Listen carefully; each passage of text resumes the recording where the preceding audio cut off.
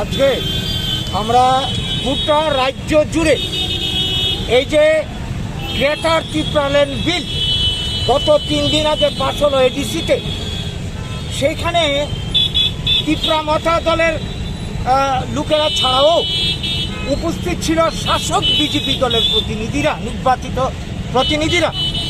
কোনো প্রতিবাদ করেনি, মানে নীরব সমর্থন, যার জন্য বিনা বাধায় এই গ্রেটার ত্রিপুরাল্যান্ড বিল এডিসিতে পাশ হয়ে গেল। তো এই যে গ্রেটার ত্রিপুরাল্যান্ড, আপনারা জানেন ত্রিপুরা রাজ্য মিশ্র বসতি, বাঙালি, জনজাতি এবং অন্যরা রয়েছে। এইখানে এডিসি ষষ্ঠ তফসিল আইনি প্রযোজ্য হতে পারে না, যার জন্যে বাম আমলে সংবিধান সংশোধন করতে হয়েছে। তো এখন এই যে গ্রেটার ত্রিপুরাল্যান্ড কি উদ্দেশ্যে করা হচ্ছে? এডিসি এলাকা ত্রিপুরার 4 ভাগের 3 ভাগ জায়গা নিয়ে তৈরি, সেখানে বাঙালিদের কোনো ভূমির অধিকার নেই, ব্যবসা বাণিজ্যের অধিকার সীমিত, চাকরির অধিকার সীমিত। এখন ত্রিপুরা মতা নির্বাচিত হয়ে হুলিয়া জারি করেছে, এডিসি এলাকাতে ট্রাইবেলরা বাদে অন্য আর কেউ ব্যবসা বাণিজ্য চাকরি বাকরি করতে পারবে না। এই যখন অবস্থা, তারা স্লোগান দিচ্ছে প্রতিনিয়ত গো ব্যাক বাংলাদেশি মানে বাঙালি। এই যখন পরিস্থিতি, সেইখানে এই গ্রেটার ত্রিপুরাল্যান্ড করে এদের যে উদ্দেশ্য, বদ উদ্দেশ্য, ত্রিপুরার এডিসি এলাকাকে আরো সম্প্রসারিত করে গোটা এলাকাতে এডিসি কার্যকরী করবে। তাহলে আমরা যারা বিঘদংশের জনগণ বাঙালিরা রয়েছে, অন্যরা রয়েছে, আমাদের অবস্থাটা কি দাঁড়াবে?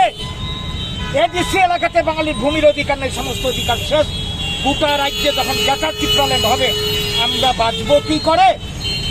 কাজেই এটা অন্যায়, অযৌক্তিক দাবি, আমাদের বাঙালিকে ধ্বংস করার একটা গভীর ষড়যন্ত্র চক্রান্ত। এই চক্রান্তে মদত জুগিয়ে চলেছে বর্তমান শাসক দল। এর আগে ত্রিপুরাতে যখন বামেরা ক্ষমতায় ছিল, এরা এই জনজাতি ভোট, ট্রাইবেল ভোট করাবার জন্য ক্ষমতার রাজনীতি করতে গিয়ে এডিসি তৈরি করেছিল, উগ্রপন্থীর আমদানি করেছিল।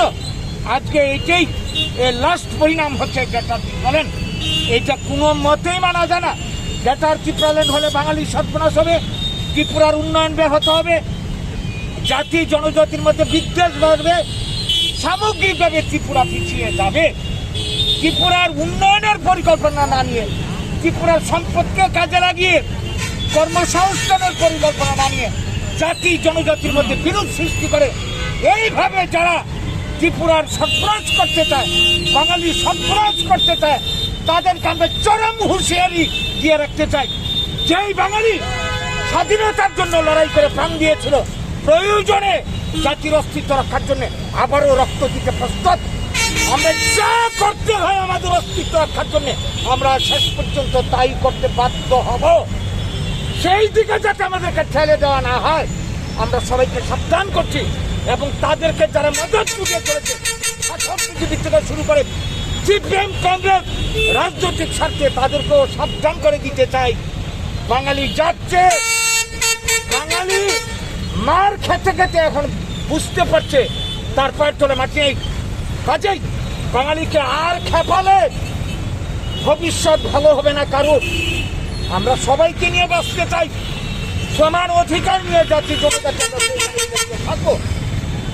এইটা না করে যারা ক্ষমতার রাজনীতি করতে গিয়ে এই ধরনের ধ্বংসাত্মক কাজে হাত দিয়েছে, তারা সাবধান হন। এবং এই রাজ্যের গণতন্ত্রপ্রিয় সবার কাছে দলমত নির্বিশেষে আমরা বাঙালির পক্ষ থেকে আমাদের আবেদন, সবাই এগিয়ে আসুন। এই অশুভ প্রচেষ্টার বিরুদ্ধে আমরা সবাই রুখে দাঁড়াই। ত্রিপুরাল্যান্ড হতে আমরা দিচ্ছি না, দেব না। ত্রিপুরা ভাগ, বাংলা ভাগ আমরা হতে দিচ্ছি না, দেব না। আমরা সবাই মিলে এটাকে প্রতিহত করে সমৃদ্ধ ত্রিপুরা গড়ে তুলব। আমরা বাঙালির নেতৃত্বে এই আবেদন আহ্বান আজকে রাখছি। আপনার